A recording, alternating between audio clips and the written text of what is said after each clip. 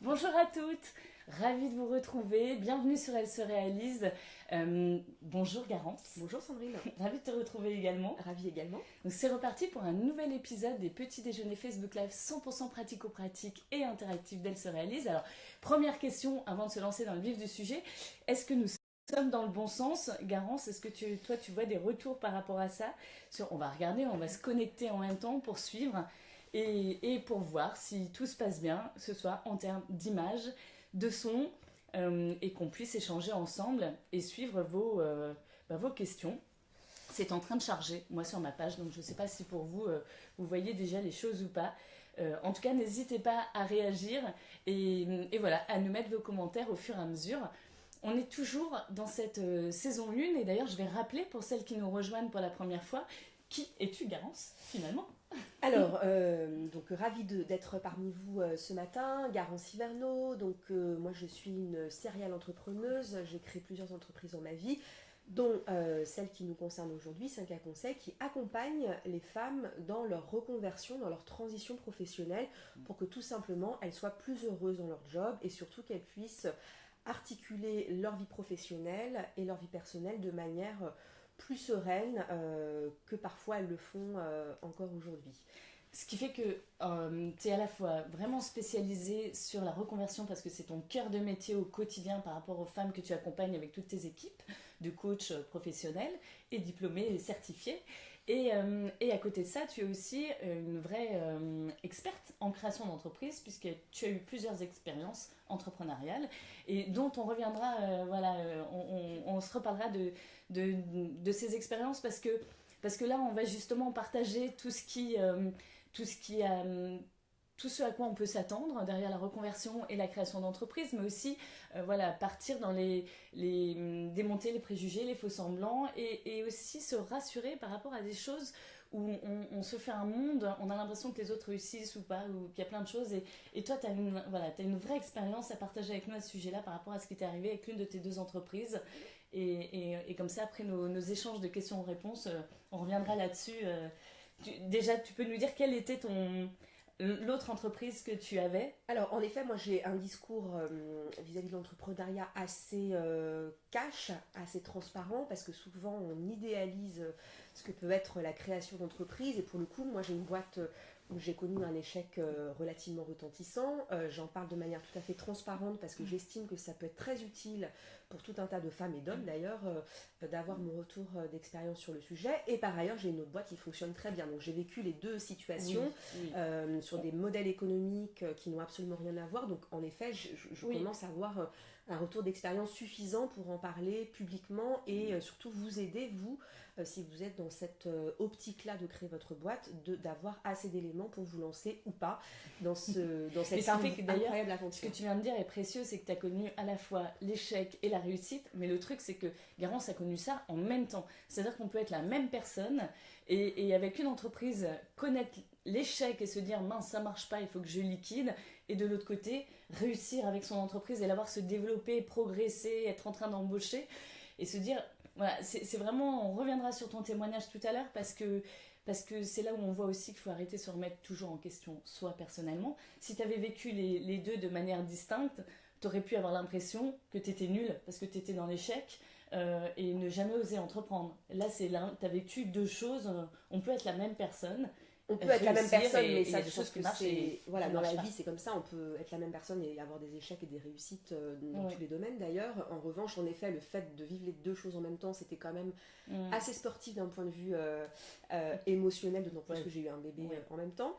Tant qu'à faire, autant faire simple. Mais c'est vrai que c'est vraiment source d'apprentissage. En fait, c'est ça, la leçon, c'est que quel que soit l'échec que vous rencontrez ou la réussite, l'idée c'est d'en retirer une expérience, quelque chose dont vous allez pouvoir apprendre et surtout évidemment ne pas répliquer ou répliquer si bien entendu ça a marché. Donc je vais essayer de vous parler évidemment c'est pour ça, on va vraiment de ces 2 choses-là. Se pencher sur ces thématiques de la reconversion et de la création d'entreprise. Alors tout doit marcher a priori. Valérie, vous nous avez rejoint déjà. Merci beaucoup pour votre message. N'hésitez pas à poser des questions, intervenez, témoigner. Voilà, on va suivre au fur et à mesure. Garance, justement, quand on est dans cette phase de remise en question, de questionnement, que l'on soit encore salarié ou non, et que l'on est en train de se dire, mais est-ce que la reconversion ou la création d'entreprise, finalement, ce serait quelque chose pour moi? Est-ce que c'est la solution à ce que je ressens en ce moment et à toutes ces questions que je me pose? Et ce sont des questions qui fusent sans arrêt dans la tête, et les reconversions, on voit les titres des magazines, des articles, reconversion, création d'entreprise. Waouh, qu'est-ce qu'on fait de toutes ces questions? Quels sont les enjeux qui se trouvent derrière ces questions sur la reconversion et la création d'entreprise? Alors déjà, je pense qu'il faut distinguer deux choses. La reconversion d'une part au sens large, c'est-à-dire changer de métier, de secteur d'activité, d'entreprise, et la création d'entreprise. En fait, ce qui distingue les deux dynamiques, c'est le changement de statut. Ça paraît un détail, mais en fait, c'est évidemment un élément majeur, puisque quand vous êtes salarié, vous êtes quand même relativement protégé, vous êtes dans le système social, vous avez une rémunération, voire des avantages aussi. Vous êtes dans une entreprise voilà, qui est plutôt dans cette dynamique-là. En revanche, la création d'entreprise, vous quittez ce statut-là de salarié et ça peut en effet avoir des conséquences lourdes. Donc déjà, il faut bien réfléchir, est-ce que j'ai envie d'avoir une certaine protection pour moi, ma famille, parce que oui, c'est pas le moment où j'ai pas envie de prendre ce risque-là, ou au contraire, est-ce que j'ai envie de sortir du cadre habituel du salariat classique et d'envisager d'autres modalités. Donc ça passe du statut d'auto-entrepreneur à effectivement créer une vraie entreprise avec des salariés. Donc là encore, il y a un panel de choix très important, mais déjà la première question c'est ça. Où est-ce que je me situe par rapport à la prise de risque? Et là encore, il n'y a pas de jugement à avoir. L'important c'est d'être connecté, en phase avec soi-même, mais aussi vis-à-vis du marché et de ce que ça implique très concrètement pour vous dans votre quotidien. En fait, à travers ce que tu nous transmets, c'est qu'il faut sortir des mots tels qu'ils sont, reconversion, création d'entreprise, et déjà chercher à regarder les réalités de ce qui se trouve derrière ces mots. Et effectivement, à partir de là, les statuts dont tu parles, c'est quelque chose d'extrêmement précieux, parce qu'on peut être en train de remettre en question son métier, mais se dire que ben non, on a besoin et envie, parce que ça nous plaît d'être sûr d'avoir un salaire à la fin du mois. Et là, on va plus se diriger vers une reconversion avec un changement de métier, et où derrière, on sait en revanche que l'on aura à chercher une autre entreprise, donc à chercher un emploi, si on ne peut pas le faire au sein de l'entreprise dans laquelle on est actuellement. Et sinon, effectivement, se dire, je peux à la fois changer de métier, si besoin, mais me mettre à mon compte. Et là, c'est vraiment une autre démarche psychologique. Donc en fait, il faut vraiment se pencher sur... en fait, être un peu détective avec soi-même pour se dire, ok, en tête-à-tête avec moi-même, je vais être totalement sincère et transparente, même si certaines me disent, tiens, vas-y, lance-toi dans la création, il faut vraiment que voilà, dans ce tête-à-tête, je me dise quels sont mes vrais besoins, et à partir de là, que je cherche les envies que je vais développer à travers ces besoins, et vraiment partir sur des réalités concrètes de vie. Oui, en fait, c'est toute la difficulté de se projeter. Donc, on est quand même dans quelque chose qui a trait au rêve, aux motivations, à l'idéal qu'on aimerait évidemment toutes et tous atteindre dans la vie, et en même temps être quand même connecté à une certaine réalité. Donc c'est tout l'enjeu, c'est de rassembler ces deux choses-là, donc faire en sorte en effet qu'on soit bien connecté avec ses aspirations, parce que le but c'est quand même que vous soyez heureuse dans votre job, quelle que soit la forme du job en question, mais en effet il faut que ça corresponde à une certaine réalité, la vôtre, donc votre vie sociale, familiale, donc toutes vos contraintes du quotidien, et bien entendu la réalité aussi du marché. Donc c'est très important, en effet, d'être dans une démarche relativement authentique, parce que si on n'est pas dans cette démarche authentique, on risque de passer à côté de pas mal de choses. Donc c'est important, en effet, de prendre le temps de cette réflexion. Ok, ce que je te propose, Garance, c'est que, et à vous toutes également, c'est qu'on se fasse... Moi, j'ai répertorié un peu les 15 grandes affirmations que j'ai entendu quand je me suis lancée, et que j'ai pu entendre de la bouche de nombreuses femmes parmi vous avec qui j'ai la joie de partager des échanges grâce à Elle se réalise. Et à ce moment-là, on va se faire un ping-pong, et sur ces affirmations, voilà, ce qui serait précieux, c'est que tu puisses me dire si elles sont vraies, que tu nous expliques pourquoi, ou au contraire qu'on démystifie certaines choses, ou que certaines, tu puisses me dire non, ça c'est... Voilà, ça n'a rien à voir avec ce que vous êtes en train de faire. Donc si ça te va, On y Allons-y. va. Donc voilà. Moi, la première chose dont j'ai entendu parler, après coup, malheureusement, mais c'est la question du temps. Voilà. C'est, ah, tu veux te lancer dans un truc comme ça? Oula, ça prend du temps. Mais du temps par rapport à quoi? C'est quoi? C'est vrai? C'est pas vrai? Alors, c'est vrai que souvent, quand on veut se reconvertir, on ne veut pas se reconvertir parce qu'on vise un projet, on veut se reconvertir parce qu'on veut quitter un job. C'est souvent la première raison. Oui. Quitter un job ou une situation parce qu'on n'est pas bien, pour tout un tas de raisons. On est en burn-out, on est harcelé, on s'ennuie, on est complètement tiraillé dans notre vie pro et perso pour gérer à la fois le boulot, la famille, etc. Donc on veut quitter cette situation. Et le problème, c'est que quand on veut quitter une situation qui est déplaisante, voire extrêmement douloureuse, on veut partir vite. C'est vrai. On Voilà. est dans une urgence. On est dans une urgence. Psychologique, souvent, et morale. Exactement. Ouais. Le souci, c'est que malheureusement, une reconversion, ça prend quand même un peu de temps. Et si vous démissionnez, ou en tout cas si vous prenez des risques inconsidérés, vous risquez de vous retrouver dans une situation qui parfois peut être encore plus dramatique que la première. Donc évidemment, si vous êtes en situation de burn-out terrible, il faut vous arrêter et prendre le temps justement de construire un nouveau projet. Mais parfois, quand la situation n'est pas aussi critique, il faut tenir bon quelques mois. Une reconversion, ça peut prendre entre 3 mois, 6 mois et 1 an, voire plus. Tout dépend s'il y a un projet de formation derrière. Donc c'est vraiment ça qui va aussi allonger la durée de la reconversion. Mais je pense que le principal, c'est en effet déjà de prendre le temps de la réflexion, de poser les fondations de votre maison, en gros, c'est ça. C'est que vous allez réfléchir à quel est mon projet, et après le projet va se construire. Donc, en effet, est-ce que ça nécessite de me former? Qu'est-ce que ça implique au niveau de l'argent?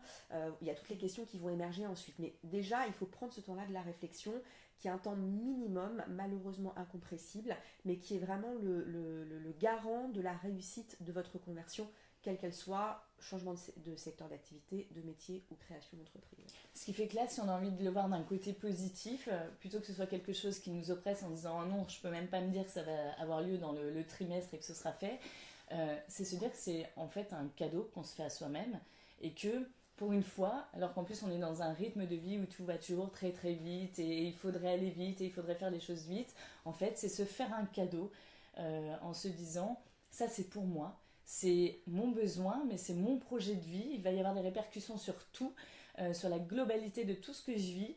Et à partir de là, je vais le peaufiner, je vais le choyer, je vais le cajoler, je vais le nourrir.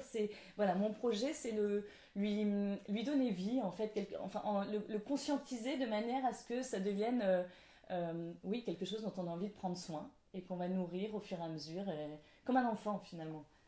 Oui, alors c'est en effet un cadeau qu'on se fait à soi-même, mais c'est aussi souvent quelque chose de relativement indispensable. Aujourd'hui, on n'exerce plus le même métier pendant 30 ans, 40 ans, le CDI à vie n'existe plus, donc de toute façon, quelle que soit votre situation, vous allez être amené un jour ou l'autre à changer.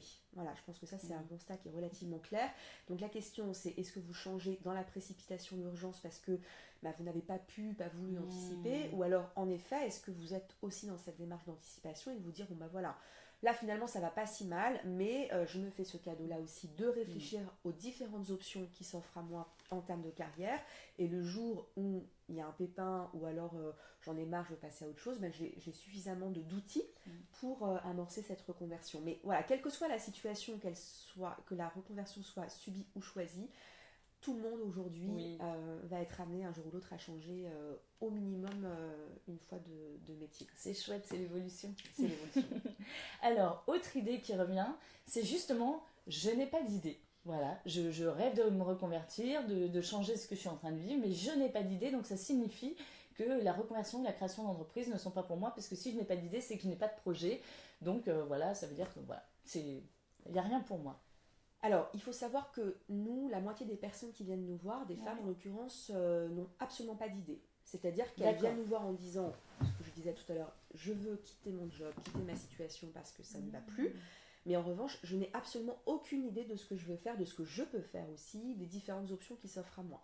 Mais donc là, c'est tout l'intérêt, en effet, d'élargir le champ des possibles, parce que souvent, on a une façon de penser, on vient d'un certain milieu social, d'une certaine culture familiale, d'une certaine typologie d'entreprise, donc on est souvent un peu enfermé, cadenassé dans une réflexion, dans une façon de penser, qu'il va falloir réouvrir pour pouvoir, en effet, ouvrir le champ des possibles et identifier les différentes options qui s'offrent à nous.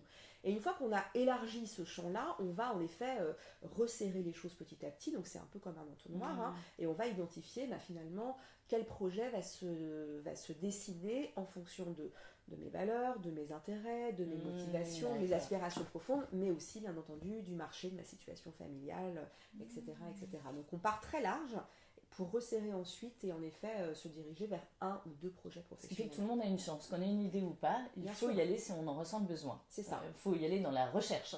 Il faut y aller dans l'exploration et pas en effet s'auto-censurer c'est ça, en amont. C'est ça, pas s'auto-censurer et essayer en effet de sortir de son cadre de référence parce que tout le monde est un peu enfermé dans une certaine logique, une certaine façon de penser et c'est là qu'on peut passer à côté complètement d'un métier ou d'un secteur d'activité qu'on connaissait pas ou qui faisait pas partie de notre culture et qui pourrait être pour le coup le métier ou le job qui vous correspond le mieux. J'ai très peur de la réaction des autres et de me retrouver à contre-courant avec mes collègues ou mes ex-collègues, mes amis, et de me retrouver en marge de ce que jusqu'à présent j'ai vécu. Et voilà, j'ai très peur de tout ça. Alors, c'est sûr qu'une reconversion, c'est un changement important et donc ça peut effrayer vos proches, quels qu'ils soient. Donc, je pense que c'est important justement de les rassurer et de leur dire j'envisage ce changement, mais je sais que ça va prendre du temps, je sais que ça nécessite une maturation, une réflexion et je vais mettre en place toutes les garde-fous, les garanties pour que ce projet se réalise dans les meilleures conditions possibles. Mais il est bien évident que quand vous changez quelque chose de relativement important comme son métier, en l'occurrence on travaille 7-8 heures par jour, donc c'est un élément important de sa vie. C'est une identité sociale. C'est une identité sociale, exactement. Donc c'est quand même un changement qui peut être assez bouleversant pour tout l'écosystème dans lequel vous êtes, dans votre système familial. Mais bon, j'ai envie de vous dire, il y a un moment donné, c'est vous aussi qui êtes maîtresse de votre vie et c'est vous qui avez les cartes en main, ce qui ne veut pas dire ne pas associer les autres et ne pas en parler à vos proches, mais si vous n'êtes pas heureuse, malheureusement, la vie est courte, on passe énormément de temps à travailler, vous n'allez pas subir une situation qui ne vous convient plus jusqu'à la fin de votre vie. Donc changez, mais changez de manière réfléchie, structurée, en associant vos proches et en mettant en place toutes les garanties possibles pour ne pas prendre trop de risques. Et sachant que de toute façon, quoi qu'on fasse dans la vie, le regard des autres, on n'a aucune prise dessus et il y aura toujours des personnes qui commenteront le fait que vous choisissiez de rester dans votre vie ou au contraire que vous choisissiez un projet de reconversion ou de création d'entreprise et qu'en fait il faut vraiment se connecter à soi-même et comme tu le disais, voir ce qui est bon pour soi et rester maîtresse de sa vie et de ses choix et quel que soit le regard des autres et se protéger. En effet, puis vous savez, ça peut aussi créer beaucoup d'admiration, parce que je pense que, nous les stats le montrent, il y a quasiment 3/4 des Français qui veulent changer de métier, de secteur d'activité. Donc je pense que tout le monde a cette envie-là, simplement tout le monde ne passe pas le cap pour différentes raisons. Donc quand il y a une personne de son entourage qui a le courage de se confronter à ça, de réfléchir à ces questions et de se dire ça y est, j'y vais, je prends la décision, ça provoque aussi la libération. Donc c'est pas toujours des réactions négatives et heureusement. Donc voilà, parlez-en autour de vous, mais soyez en effet dans une réflexion profonde sur le sujet et surtout n'allez pas trop vite dans cette prise de décision. Alors justement, tu viens d'en parler, oser franchir le cap et y aller. Je manque de confiance en moi, j'ai peur d'échouer. Pour l'instant, c'est ce qui me bloque. Est-ce que je peux quand même travailler sur mon besoin de changer? Au résultat, je laisse ma peur, qui est plus grosse que mon envie, me dominer. Alors évidemment, on a toute peur quand on change, encore une fois, quand on change de métier, de secteur d'activité, qu'on crée sa boîte, c'est des changements tellement structurels que oui, ça génère de la peur, de l'angoisse, etc. L'idée, c'est que cette peur-là, cette angoisse ne vous submerge pas au point de vous paralyser. Oui. Voilà, c'est ça, c'est de ne pas être tétanisé face au changement. Mais vous savez, c'est la stratégie des petits pas, c'est-à-dire que des fois, ça nous paraît un monde complètement inatteignable, donc il faut commencer par des petites étapes en ayant un objectif global, mais se dire, ok, la première étape, c'est j'en parle à mes proches, la deuxième étape, je me fais accompagner, peu importe, mais en tout cas, il faut vraiment avoir cette stratégie des petits pas qui est plus efficace quand on a un projet un peu important à mettre en œuvre. Et par ailleurs, c'est un peu comme on a cette bonne vieille paire de baskets qu'on adore, qui est un peu moche, un peu pourrie, etc., mais qu'on adore mettre le dimanche parce que voilà, on est hyper bien dedans. Sauf qu'au bout de 10 ans, la paire de baskets en question, il faut quand même la changer. Donc voilà, donc le confort, c'est bien, c'est important de se sentir bien dans sa vie quotidienne, mais il y a un moment donné, on est aussi un peu enfermé dans ce confort-là et il faut apprendre à en sortir parce que le problème, c'est que c'est pas vous, peut-être, qui allez vous faire sortir de votre paire de baskets. Voilà, c'est peut-être parce que vous allez être licencié, parce que votre boîte va rencontrer des difficultés économiques, parce que votre métier va disparaître, peu importe. Mais vous voyez, vous pouvez aussi vous retrouver dans cette situation de subir. Oui, c'est vrai. Donc, essayez d'anticiper ce genre de situation, parce qu'évidemment, vous aurez plus d'armes, plus d'outils pour affronter le changement. Et résultat, ressentir qu'on a besoin de changer, même si on sait qu'on manque de confiance en soi, c'est peut-être à partir de là aussi l'occasion de mettre en place un travail sur soi et finalement d'intégrer ce travail de manque de confiance en soi, de cette peur de l'échec dans son projet de changement, de reconversion, de nouveaux modes de vie, en disant c'est un travail global que j'ai à faire sur moi, donc ça va participer de cet ensemble-là. Oui, en effet, la reconversion, ça a quand même cet énorme avantage de travailler aussi très concrètement sur vos expériences, vos compétences, votre expertise. Oui. Donc souvent, on a des femmes qui arrivent en disant finalement, oui, j'ai bossé 10-15 ans, mais je n'arrive pas à identifier quelle est ma valeur ajoutée, mon expertise. Sauf que nous, on va vraiment les aider à identifier très concrètement ce qu'elles ont mis en place, les réussites qu'elles ont pu avoir dans leur parcours. Donc je peux vous dire que quand elles repartent et qu'elles sont très claires sur oui, j'ai cette expertise sur le sujet, j'ai eu telle et telle et telle réussite, elles repartent évidemment avec un bagage beaucoup plus une richesse une richesse et un bagage sur lequel elles vont pouvoir communiquer face à un employeur, face à un banquier, j'en sais rien, en tout cas face aux acteurs qui vont pouvoir en effet qui vont avoir un pouvoir décisif sur leur reconversion. Donc quand on n'a pas confiance en soi, il faut se dire ok, pourquoi j'ai pas confiance en moi, et finalement il faut repartir sur des choses très concrètes. Qu'est-ce que j'ai réalisé, comment je l'ai réalisé, et c'est là qu'on se reconnecte avec ses compétences et qu'on va pouvoir en effet apprendre à les valoriser vis-à-vis de l'extérieur. Ce qui fait que ça, c'est une autre des affirmations, et là tu viens d'en parler, c'est justement quand on parle de changement, c'est le côté il y a un avant et un après. Non, c'est une évolution. Donc le bagage que l'on avait en amont, même si on ne sait plus à quoi il nous sert, ni ce que c'était, et qu'on on le rejette par rapport aux émotions qu'on ressent, c'est quelque chose qui nous appartient et dont on va pouvoir se servir de toute façon. C'est ça, mais en fait toute expérience, quelle qu'elle soit dans la vie, encore une fois, est un apprentissage. Donc la question c'est qu'est-ce qu'on en fait finalement, peu importe où ça a été un échec, une réussite, c'est comment on transforme cette expérience et comment ça nous constitue en tant qu'individu, en tant que personne et en tant que, au niveau de la posture professionnelle, et surtout comment on va vendre, encore une fois, ces choses-là vis-à-vis de l'extérieur. C'est la légitimité, un projet. C'est ça, l'échec entrepreneurial, on en parlait, je l'ai vécu. Il y a deux options, soit on dit c'est un échec, j'en parle jamais, c'est quelque chose de tabou, douloureux, et je considère que je mets ça sous un petit tapis et voilà, je ne reviens pas du tout dessus. Ou alors je considère que je me suis plantée pour différentes raisons, j'analyse les raisons de l'échec et j'en fais une expérience enrichissante, valorisante. Donc tout est une question de point de vue dans la vie, mais moi ce que je veux vous dire, c'est que quel que soit votre parcours, vous avez évidemment toutes des très belles réussites qu'il faut apprendre en effet à valoriser et qui vont vous donner, qui vont vous redonner confiance en vous si vous ressentez ce sentiment-là. Autre affirmation, c'est essentiel de se faire accompagner. Alors, ça rejoint ce que je disais tout à l'heure, c'est que on a toute une façon de penser parfois un peu étriquée, ce qui est bien évidemment normal. Donc le fait de se faire accompagner, ça permet d'avoir un regard externe sur sa reconversion et du coup de minimiser les risques. C'est aussi une source supplémentaire de connaissances, puisque quand vous avez une consultante dont c'est le métier, elle va vous dire est-ce que vous avez pensé à tel secteur, tel métier, est-ce que vous avez pensé à ça, à ça, à ça. Évidemment, vous avez plus d'informations. Et surtout, ça permet aussi de structurer votre reconversion. On l'a vu, une reconversion, c'est un marathon, donc ça prend du temps, et parfois on se dit oh là là, mais moi 6 mois, ça me paraît loin. Je ne sais pas par quel bout commencer, je remets toujours au lendemain. Là, l'intérêt de se faire accompagner, c'est que c'est une démarche structurée dans le temps. Donc, vous savez précisément qu'à horizon 3 mois, vous aurez un projet bien ficelé. Nous, on revoit les gens 6 mois après, donc on les suit vraiment sur le long terme. Mais ça permet de structurer votre temps, ça permet de limiter les risques au niveau des prises de décision. Et c'est aussi un moyen pour vous de mieux communiquer, encore une fois, sur qui vous êtes. Parce que quand vous repartez avec une synthèse qui récapitule toute votre valeur ajoutée, ça permet en effet de mieux se vendre lors d'un entretien d'embauche, par exemple. Donc, moi, je préconise évidemment l'accompagnement. J'ai moi-même fait un bilan de compétences qui a été extrêmement révélateur. Après, on peut aussi très bien réfléchir toute seule ou avec ses proches. Chacun a sa technique et il n'y a pas de règle absolue.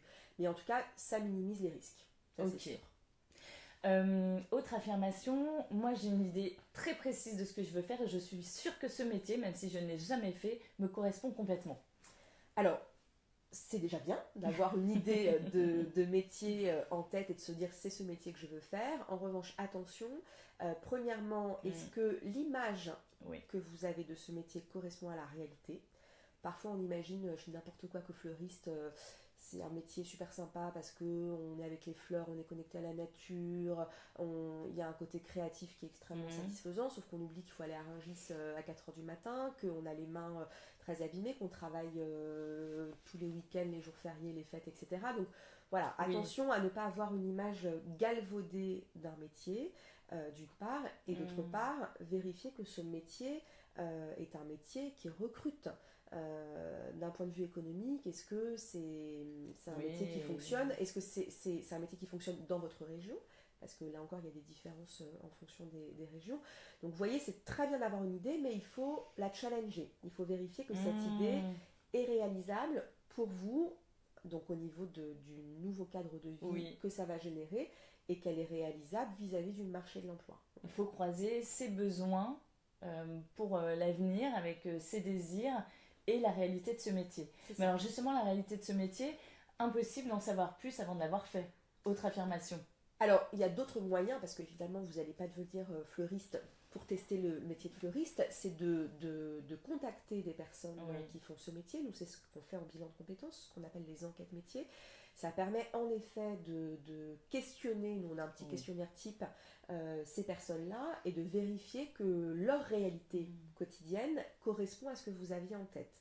Et du coup, si c'est en accord, on continue sur ce projet-là parce qu'en effet, voilà, vous êtes synchro avec l'image que vous aviez de ce métier. Si par contre il y a des choses qui posent problème, on réajuste, soit sur des métiers connexes, soit on part complètement sur autre chose. Parce que le même métier mais dans un autre secteur d'activité, ou il y a plein de possibilités qui s'ouvrent. Ça ne veut pas dire qu'on renonce à son idée pour exactement, fleuriste, l'adapter. C'est ça. À nos besoins. C'est ça, fleuriste, je reprends cet exemple-là. Si vous vous rendez compte que travailler les jours fériés, le week-end, parce qu'il faut être physiquement dans un magasin, c'est problématique, on peut envisager de créer vous craignez le froid, parce que c'est tout bête, mais non, j'ai rencontré des femmes qui se sont reconverties dans les métiers de l'artisanat notamment, et fleuristes aussi, et c'était ça, en fait, elles venaient de passer leur premier hiver, 6 mois, à être frigorifiées, à se dire, je peux pas tenir physiquement. C'est ça. Mais du coup, on peut envisager une autre option qui est de créer une boutique de vente de fleurs en ligne, par exemple. Vous voyez, et donc là, on est quand même moins dans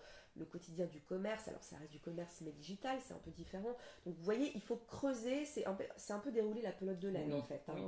Et en fait, même si on n'est pas accompagné à ce moment-là, se dire que là aussi, on mène finalement à chaque fois l'enquête pour soi et que rien n'empêche de chercher, notamment sur Internet, des personnes qui font ce métier ou dans notre quartier, et d'oser aller les voir et leur dire est-ce que je pourrais vous poser des questions et préparer souvent les personnes aiment parler de leur métier, il faut en général simplement leur transmettre l'objet de notre désir pour qu'ils sachent pourquoi ils vont nous accorder 30 minutes et leur poser vraiment toutes les questions qui nous viennent à l'esprit, mais non seulement par rapport au métier mais surtout par rapport au mode de vie, parce que souvent dans un projet de reconversion on change de mode de vie, ça fait partie de cet enjeu-là.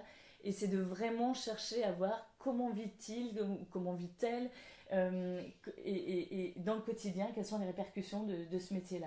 C'est ça, qu'est-ce qu'il aime, qu'est-ce qu'il n'aime pas, quels sont les avantages, les contraintes. En tout cas, en effet, comme le disait Sandrine, il faut absolument questionner un maximum de personnes. Ne voyez pas qu'une seule personne sur le métier en question, mais au moins 2 ou 3 pour avoir encore une fois un maximum d'informations. Mais il faut se confronter, ça c'est très important, à la réalité du métier et ne restez pas avec un projet en tête qui reste un projet hypothétique, parfois idéalisée ou erronée, donc en tout cas confronter toujours l'idée que vous avez avec la réalité. Autre affirmation, je me dis que si aujourd'hui j'ai cette envie de changement, c'est que ce que j'ai fait avant, je me suis trompée dans mes choix, j'ai raté ma première partie de vie professionnelle, bref, c'est un échec et c'est pour ça que je me retrouve aujourd'hui dans ce besoin de changer. Oui, donc oui, en effet, alors la question c'est quoi par rapport à ça? Est-ce que c'est vraiment en fait un échec de se dire tiens, ce que j'ai vécu avant, ça ne me correspond pas? Alors non, parce que déjà, tout notre parcours professionnel n'est pas toujours un choix conscient. Ouais. C'est-à-dire qu'on peut se retrouver dans une situation parce que c'est une opportunité, ou alors c'est un peu par hasard, on nous a proposé un job, ou alors il y avait des contraintes que vous aviez à l'époque et que vous n'avez plus aujourd'hui. Donc, on a toutes, je pense, eu un parcours qui n'a pas toujours été conscientisé. Donc là, finalement, c'est pas important. Ce qui compte, en effet, c'est aujourd'hui de ne plus subir une situation et de vraiment reprendre la main sur votre parcours professionnel. La question, c'est finalement quels ont été les critères de choix à l'époque où vous avez fait ces choix-là, et voir si ces critères de choix sont encore d'actualité aujourd'hui. Et souvent, en fait, c'est ça qui a évolué. Et c'est en ça que bien souvent, c'est pas le but n'est pas de rejeter sa première partie de vie professionnelle, au contraire, c'est de se dire dans le contexte de l'époque que j'ai choisi ou non ce métier, c'était ce contexte-là, ça me correspondait ou pas, mais en tout cas, je l'ai fait.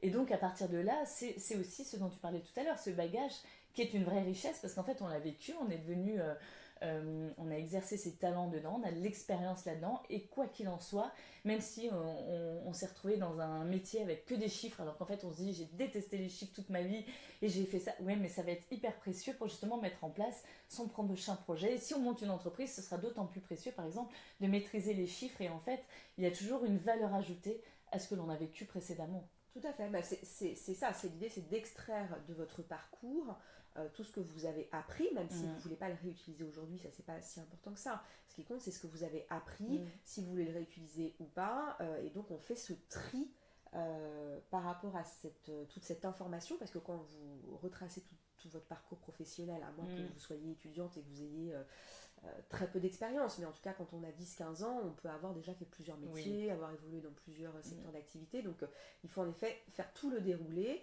et réfléchir à ce qu'on va retirer de cette expérience pour, là encore, reconstruire la fondation de la nouvelle maison. On a une question qui est: la transition peut-elle se faire en douceur afin de tester son prochain métier, et notamment par exemple par un statut d'auto-entrepreneur?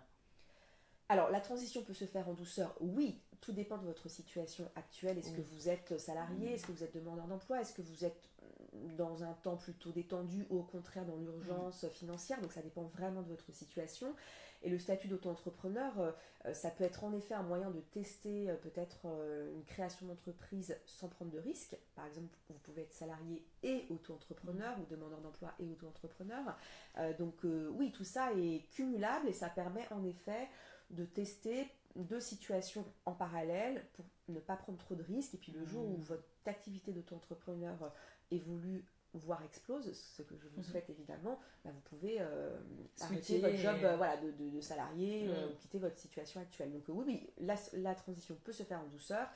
Et en effet, le statut d'auto-entrepreneur peut être un moyen d'accéder à l'entrepreneuriat avec une prise de risque limitée.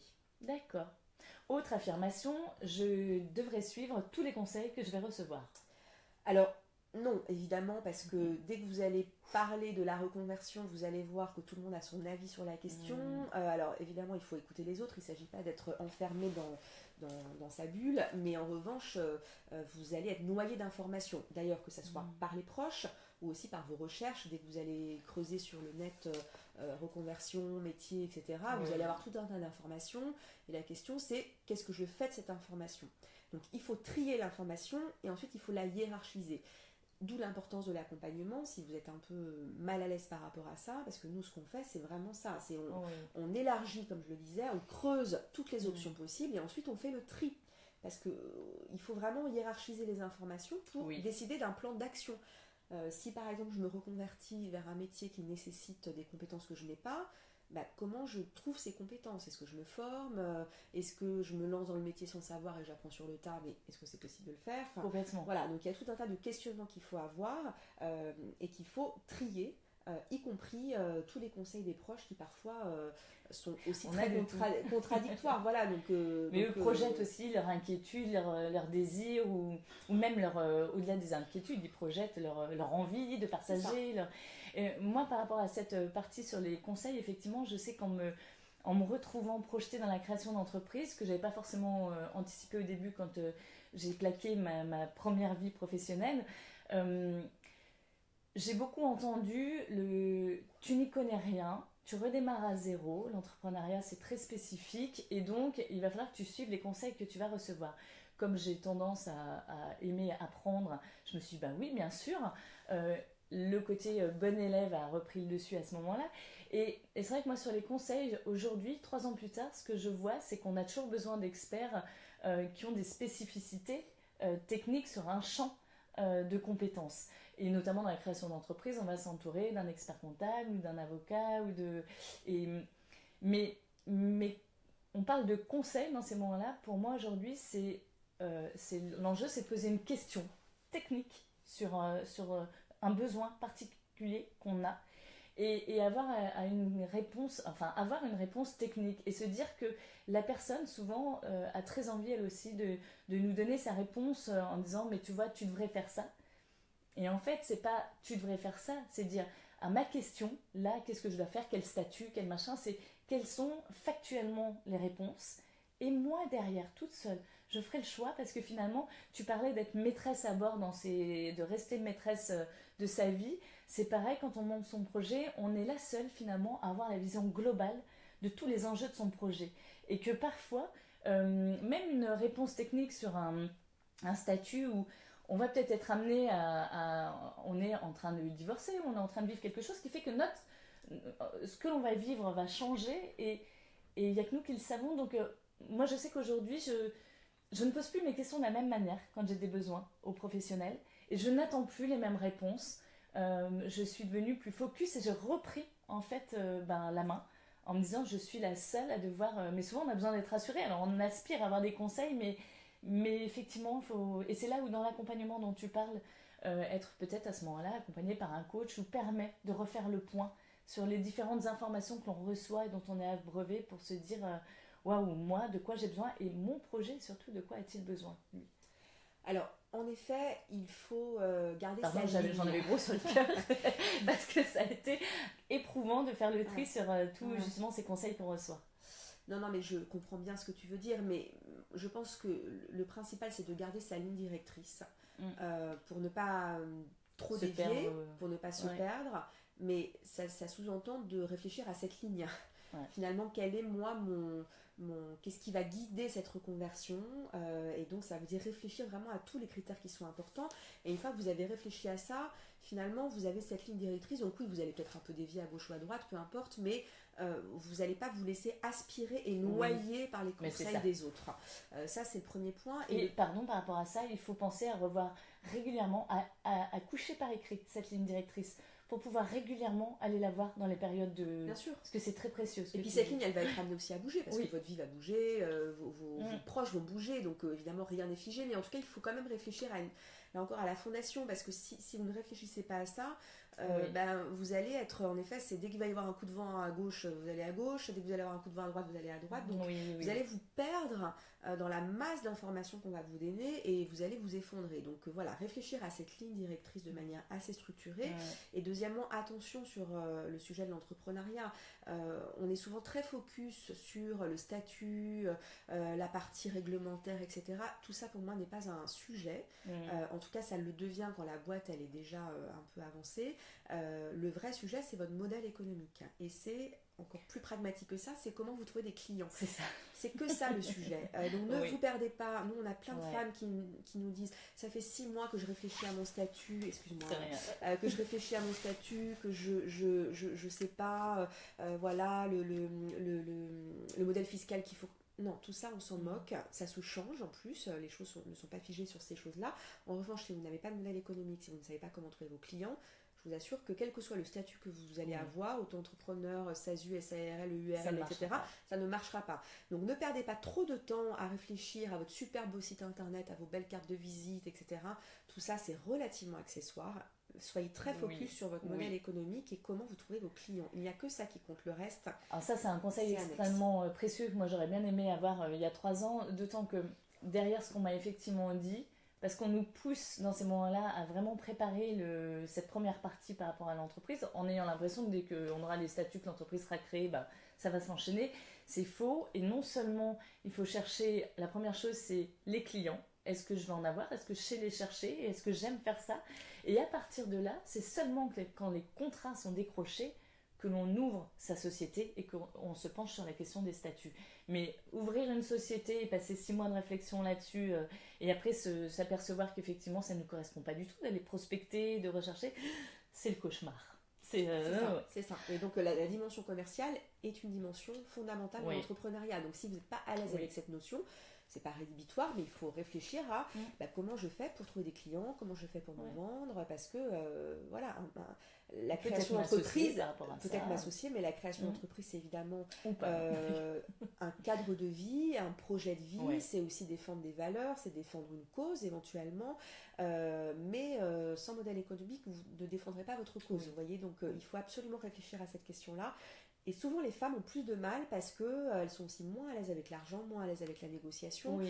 Mais il va falloir se saisir de cette question-là pour que votre projet de création de boîte fonctionne.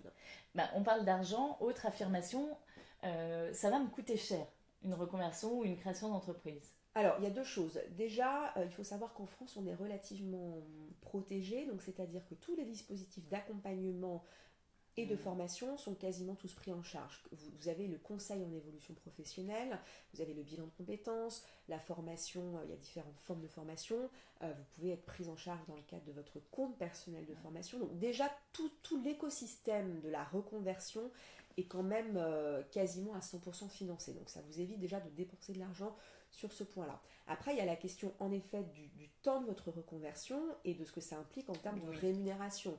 Si vous démissionnez et que vous envisagez un projet qui va se mettre en place dans 1 an, évidemment, il faut réfléchir à comment je vis toute cette année-là. Est-ce que j'ai un peu de sous de côté? Est-ce que j'ai le soutien de mes proches ou pas? Est-ce que je peux faire un emprunt? Peu importe. Mais il faut anticiper le temps de la reconversion, votre situation en amont et votre situation envisagée. Voilà, mais il y a 2 choses. Il y a tout ce qui est dispositifs d'accompagnement qui, pour le coup, sont pris en charge. Donc ça, c'est quand même déjà un point positif. Et puis, en effet, il y a votre trésorerie à gérer pour voir comment résoudre un problème éventuel. Alors, juste avant d'enchaîner avec les 2 dernières affirmations, j'ai et Frédéric qui partage son témoignage avec j'ai fait plein d'actions à tort et à travers pour trouver, mais ce qui m'a le plus aidé, c'est de m'auto-observer en oubliant tout ce que je pensais sur moi. 1. Quel sujet m'anime depuis longtemps, avec la curiosité insatiable sur le sujet, ce que je lis, ce que je retiens, ce qui me touche. 2. Quelles sont mes qualités profondes, mon talent. Et 3. Quels besoins a la société actuelle, suivre les évolutions sociétales et les gens qui paieraient pour cela. Merci beaucoup Frédéric pour ce témoignage qui effectivement rassemble un peu tout ce que tu nous transmets depuis tout à l'heure. C'est ça, exactement. Elle touche du doigt vraiment le point fondamental qui est comment je connecte mes aspirations avec la réalité du marché, d'un client, d'un employeur, peu importe, mais comment je fais en sorte que les 2 soient connectés. Et c'est là où en effet la reconversion fonctionne parce qu'on est à la fois connecté avec soi-même, donc on est plus heureuse et on est quand même en phase avec la réalité professionnelle. Donc c'est là où j'espère en tout cas que Frédéric vit un joli succès de son côté. Je reviens sur l'entourage familial dans les affirmations. Personnellement, quand j'ai fait ma formation à la création d'entreprise, on m'a accueilli avec vous savez Sandrine, préparez-vous peut-être et même il y a de fortes chances que vous divorciez car la majorité des femmes entrepreneurs que nous accompagnons finissent par divorcer. C'était un peu violent. Est-ce que vraiment je risque de divorcer si je me lance dans un changement de projet de vie et que jusqu'à présent mon couple va bien? Si c'est un élément détonateur, voilà, c'est possible, mais sinon, est-ce que ça a un lien? Alors, tout changement, quel qu'il soit, que ça soit une reconversion, l'arrivée d'un enfant, une maladie, tout changement dans sa vie, oui, peut provoquer comment dire, une déstabilisation de votre couple. Bien sûr. Et en effet, voilà, peut tout faire exploser en vol. Mais en même temps, je suis pas sûre que si vous arrivez le soir en étant hyper malheureux, en pleurant, déprimé, démotivé parce que votre job vous ennuie ou au contraire c'est l'horreur, je suis pas sûre que votre couple survive aussi à ça. Vous voyez, donc bon. Ce qui est sûr, c'est que quand on est dans ces périodes-là, on est souvent dans une période de donc, profonde remise en question, de doute, il y a beaucoup de peur, il y a du stress. Quand on entend ce genre d'affirmation, on la balaye. Parce que comme tu le dis, tout ce qu'on est amené à vivre dans la vie, de toute façon, prête à risquer de voir les choses changer et avoir des répercussions. Donc on ne se rajoute pas des peurs supplémentaires. Et divorce ou pas divorce, voilà, c'est votre histoire et celle de votre partenaire, conjoint, mari, si c'est le divorce. Mais voilà, il y a des affirmations qui font mal, et bien là, il faut les balayer. Il faut les balayer. Alors, encore une fois, il ne faut pas faire cette reconversion sans en parler à la personne qui vit à vos côtés, parce que ça va évidemment avoir un impact. Mais franchement, si la personne qui vit à vos côtés voilà, ne vous suit pas dans ce projet et que vous l'ayez anticipé, réfléchi, que ça a du sens pour vous, que ça vous permette d'être plus heureuse, bon, de toute façon, peut-être qu'il faut se poser des questions sur la stabilité du couple. Mais voilà, moi, je pense que quel que soit le changement dans la vie, bah oui, ça provoque des bouleversements, des rapports différents, et donc en effet ça peut provoquer ça, mais voilà, je pense qu'une femme qui n'est absolument pas heureuse, voire même en souffrance dans son job, de toute façon, voilà, ça déstabilisera aussi votre histoire personnelle. Donc, Frédéric nous posait une question, jusqu'où aller dans son plan, détail, durée, sachant que la démarche est aussi de tester des services, produits, et de pivoter ou affiner en fonction du résultat. Alors, Valérie pose, c'est Valérie Frédéric pose une question très juste. C'est jusqu'où on va dans le test sur l'entrepreneuriat. J'ai l'impression que c'est vraiment dans le cadre d'un projet d'entreprise. Alors moi j'ai un avis assez tranché et pas très politiquement correct sur le sujet. On adore ça quand c'est pas politiquement correct. Moi j'ai été beaucoup accompagnée par des incubateurs qui par ailleurs sont très bien, et vraiment je critique pas du tout le fait qu'ils existent. Je pense que ça peut être utile à beaucoup de femmes, donc c'est vraiment bien que ces structures là existent. En revanche, moi ce que j'ai vécu, c'est que j'ai été accompagnée très longtemps et qu'en fait, notamment pour Happy Families, on s'est pour autant complètement vautré, donc pour parler un peu crûment. Donc si vous voulez, d'être accompagnée très longtemps, pendant 6 mois, 1 an, de réfléchir à un projet qui est encore un projet très conceptuel, qui est enfermé dans votre tête, mais qui là encore n'est pas confronté à la réalité d'un marché, bah, le problème c'est que vous risquez de perdre un temps fou, de travailler sur un projet qui en fait sera complètement à côté de la plaque. Donc moi j'ai envie de vous dire, essayez de vous lancer assez vite, si possible à petite échelle, et encore malheureusement il y a des projets on est obligé de lancer à grande échelle, mais ne soyez pas dans la réflexion toute seule, même avec des incubateurs qui parfois connaissent l'entrepreneuriat un peu de loin, pas tous évidemment, hein, mais voilà, donc moi je suis plutôt partante, je préconise plutôt de tester son marché assez vite et ensuite de réajuster si besoin. Mais en tout cas, il faut vraiment ne pas rester dans la réflexion pendant des mois, des années, parce que c'est complètement inutile et vous risquez de tomber complètement à côté une fois que vous allez démarrer votre projet de création d'entreprise. Tu nous parles justement d'Happy Family. Toi, dans ce que tu as vécu, c'est conceptuellement, ça a plu à tout le monde. Tu as participé aux premières campagnes de crowdfunding et ça a été un carton.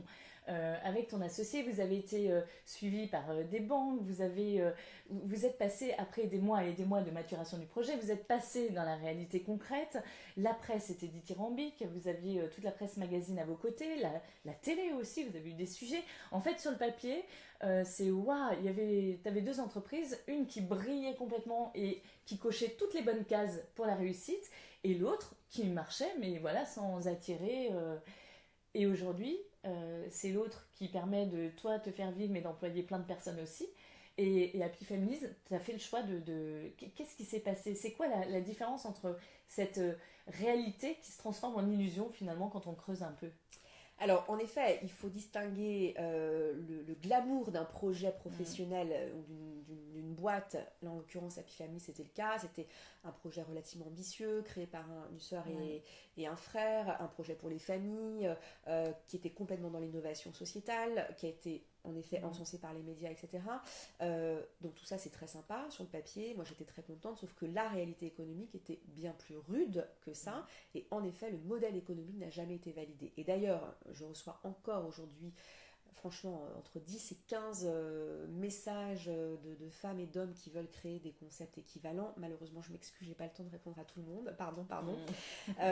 Mais qui ne prennent pas conscience en effet de la réalité économique qui est, c'est un modèle d'innovation. Donc dès qu'on est sur l'innovation, c'est quand même une prise de risque phénoménale. On est sur un secteur de la petite enfance qui est en France très subventionné, donc les gens n'ont pas ou peu l'habitude de payer le vrai prix réel des services apportés. Que vous apportiez vous justement chez Happy Families. Que nous on apportait chez Happy Families. Enfin voilà, il y a tout un tas de critères évidemment qu'on a identifiés a posteriori. Mais en effet, ça a été un choc monumental, on a perdu énormément d'argent.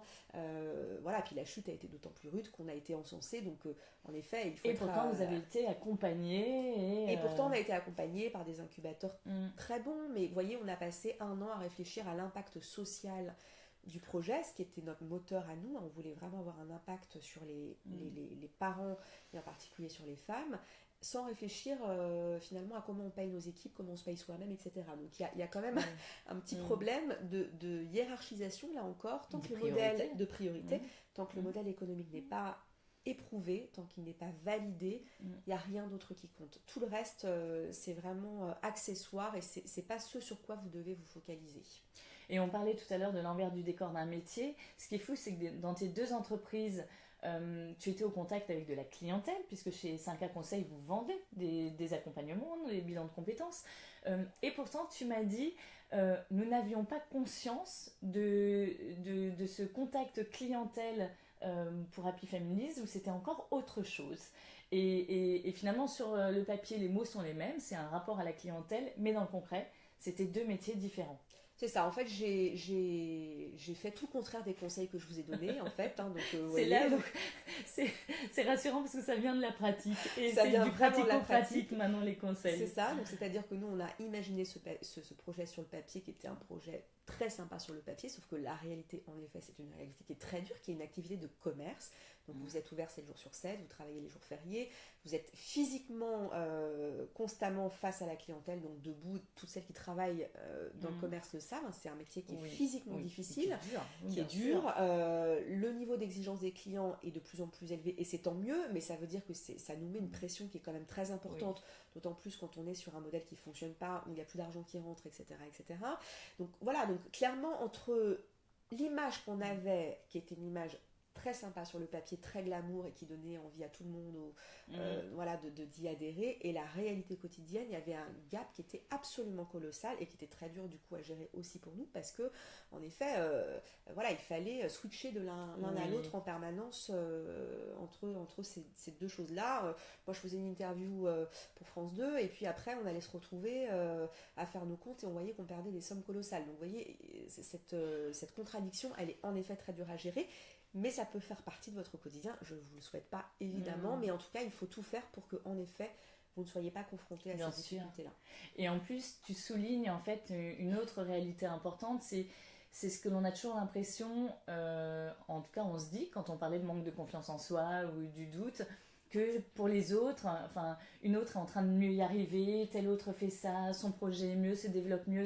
En fait, les jours où on est dans la période 100, il faut éviter de regarder comment ça se passe chez les autres. Il faut peut-être éviter ce jour-là de se connecter sur les réseaux sociaux ou de parler parce qu'on est renvoyé des images où en fait on ne sait rien de la réalité qu'il y a derrière, et nous-mêmes ça va nous faire douter, alors que si ça se trouve l'autre est en train de vivre le même cauchemar de son côté, mais on s'auto-alimente dans les choses qui vont produire et générer encore plus de doutes, encore plus de stress, et finalement on va finir par s'auto-saboter en se couchant le soir et en se disant je suis nulle, j'arrête tout, moi ça se développe pas. Donc effectivement, entre ce que l'on voit, tu parlais du JT de France 2, waouh, et sauf que toi tu savais que derrière c'était le cauchemar pour vous, et que voilà, il faut toujours réussir à se protéger de la projection que l'on peut se faire soi-même de ce que les autres vivent. Alors oui, il faut en effet être prudent sur l'image que vous renvoient les autres, qui ne correspond pas toujours à la réalité. Et moi, en tout cas, c'est la raison pour laquelle je témoigne aujourd'hui sur cette expérience parmi d'autres, parce que je tiens à dire que malgré la presse, malgré le côté glam, etc., ça n'est pas toujours la réalité, et ça a été un parcours vraiment du combattant. Après, encore une fois, ça reste très positif et moi j'ai beaucoup appris et c'est ce que j'ai envie de transmettre aujourd'hui aux femmes. C'est qu'est-ce que j'ai appris et finalement leur éviter de faire les mêmes erreurs. Oui. Voilà, c'est ça, c'est précieux, merci. mon envie profonde. C'est évidemment de faire en sorte que d'autres femmes ne vivent pas la même situation bien sûr. que moi. Si ça peut être utile, c'est toujours ça de prix. Mais en effet, j'ai un discours un peu transparent, un peu cash, qui ne correspond pas toujours à ce que les médias véhiculent habituellement parce qu'un changement, que ce soit une création de boîte, une reconversion, moi j'ai vécu les deux, des créations de boîte et des reconversions, oui c'est difficile, mais en même temps c'est génial parce que voilà, moi je me suis jamais sentie autant heureuse dans ma vie, j'ai l'impression que tout est enfin aligné, je vais bientôt avoir 40 ans, donc vous voyez, je suis pas non plus... on franchit le cap. Voilà, on franchit le cap, mais... Et on survit. On survit heureusement, mais et voilà, on s'épanouit. Et on s'épanouit. Mais tout ça pour vous dire qu'il faut parfois un peu de temps, un peu chuter. C'est comme un enfant qui apprend à marcher, il faut qu'il tombe 4, 5, 6, 15 fois avant d'être debout sur ses jambes et vraiment de marcher de manière solide. Oui. Et comme chaque enfant, chacun a son rythme, c'est pareil pour un projet, chaque projet a son rythme. C'est ça. Et il faut se concentrer sur soi, il faut réussir à rester concentré sur soi. Exactement, soyez focus. La dernière affirmation, c'est je vais faire des choix en amont. Et on me dit que je vais devoir faire des sacrifices. Comment ça en fait? Oui, alors évidemment, encore une fois, tout changement nécessite des choix et quand on fait un choix, on sacrifie une option par rapport à une autre. Ça c'est mathématique et c'est évidemment extrêmement logique.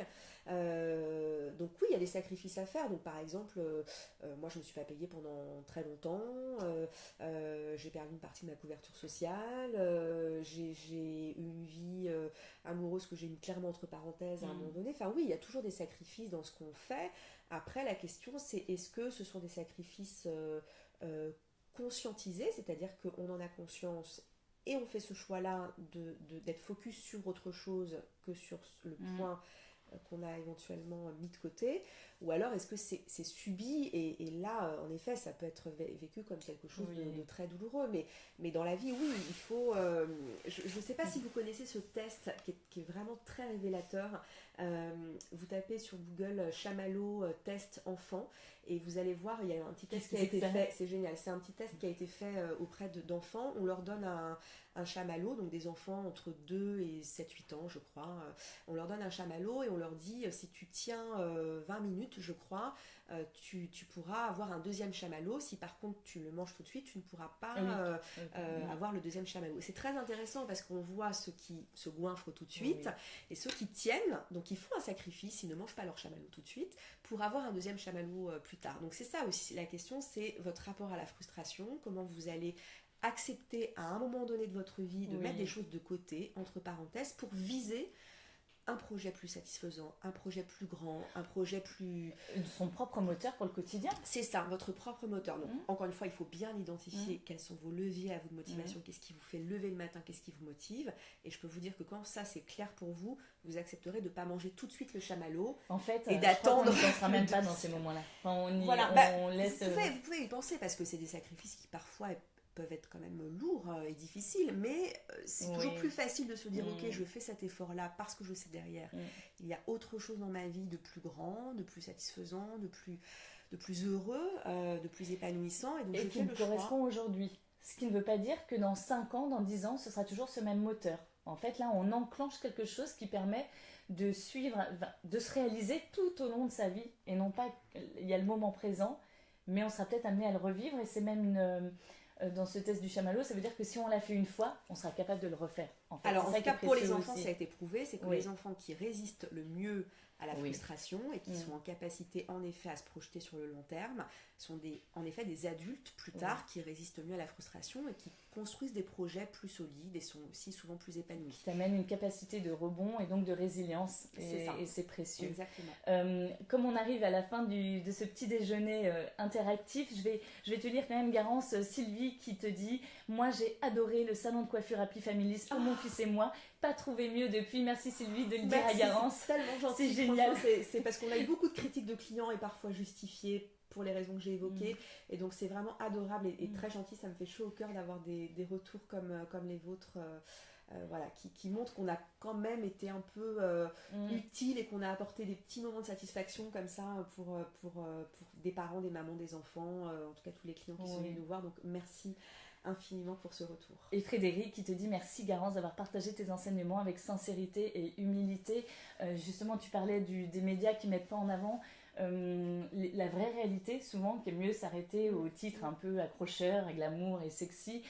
Pour le coup, voilà, c'est l'enjeu d'Elle se réalise en tant que média. C'est de partager et d'informer à travers la vraie réalité. Ça ne veut pas dire que ça devient négatif. Au contraire, ça devient des outils très concrets et très justes pour rendre sa réalité encore meilleure et réussir justement à réaliser ses projets, ses rêves, ses envies et pouvoir inspirer en partageant les expériences et en transmettant son vécu. Et c'est là où c'est précieux. Et merci beaucoup Garance de l'avoir fait à nouveau aujourd'hui. Merci à toi et merci de permettre en effet cette parole-là qu'on entend, comme tu le disais, pas très souvent. Donc c'est vraiment la qualité de Elle se réalise de mettre en avant des parcours un peu plus atypiques et qui correspondent souvent au questionnement des femmes. Et qui correspondent, moi c'est la baseline d'Elle se réalise à la vraie vie. Et qui correspondent à la vraie vie. Et aujourd'hui on a besoin de ça, c'est de savoir comment ça se passe dans la vraie vie pour pouvoir ajuster ce que l'on est en train de faire et le réussir du mieux possible. Merci à toutes d'avoir été là. Merci à toutes. C'est un plaisir de partager ces moments avec vous. Et même si chaque matin il y a le stress dans ces moments-là, enfin plutôt le trac et de se dire waouh, mais c'est génial, on va à nouveau partager un vrai moment de partage et entre nous toutes. Ce que je vous propose, moi, c'est que je vais sur le site Elle se réalise, je vais vous écrire pour partager et qu'il y ait une trace, les 10 clés essentielles de ce que l'on a partagé ensemble ce matin, de ce qu'il faut retenir. Vous pourrez garder avec vous, les consulter, vous pourrez les imprimer, c'est votre petit roadbook et voilà, à chaque nouveau café interactif, petit-déj, parce qu'il n'y a pas le café, mais voilà, j'espère que vous le prenez de votre côté, et bien vous aurez derrière le roadbook qui reprendra toutes les clés et vous pourrez vous faire votre propre manuel de réalisation de vie de vous-même. Et puis on se dit à très bientôt. Je vais regarder dans les dates parce qu'avec tous ces ponts, il va falloir qu'on trouve les dates, mais ça va être un plaisir de vous retrouver. Alors 5 conseils pour Garance, vous pouvez retrouver sur le site, vous pouvez téléphoner ou donc vous connecter www.5aconseil.com et à ce moment-là remplir vos demandes même à toute heure puisque le digital permet ça. Donc si vous avez des questions, vous téléphonez ou vous écrivez à Garance via le site 5A Conseil. Et puis Elle se réalise, vous pouvez vous connecter pour avoir de l'information ou du partage d'inspiration tous les jours sur cette page Facebook. On est aussi sur Twitter, sur Instagram, sur LinkedIn, quand j'arrive à le dire. Et voilà, il y a le site, il y a le blog également, donc n'hésitez pas. Et puis, ce que je vous propose aussi, c'est que j'ai très envie de recevoir l'une d'entre vous on parle reconversion, création d'entreprise. J'aimerais beaucoup partager ce moment avec l'une d'entre vous qui aurait envie de témoigner de sa reconversion professionnelle, une autre qui pourrait avoir envie de témoigner de sa création d'entreprise. Donc à ce moment-là, n'hésitez pas, envoyez-moi un mail à sandrine@elserealise.com et je serai ravie de faire votre connaissance et de pouvoir échanger avec vous et de vous recevoir ici. Ça pourrait être chouette de partager un moment comme ça. D'ici là, moi ce que je vous dis, c'est prenez soin de vous. Voilà, c'est précieux. Et puis à très bientôt. Passez une bonne journée. À bientôt. Merci à toutes. Au revoir et à bientôt sur Elle se réalise.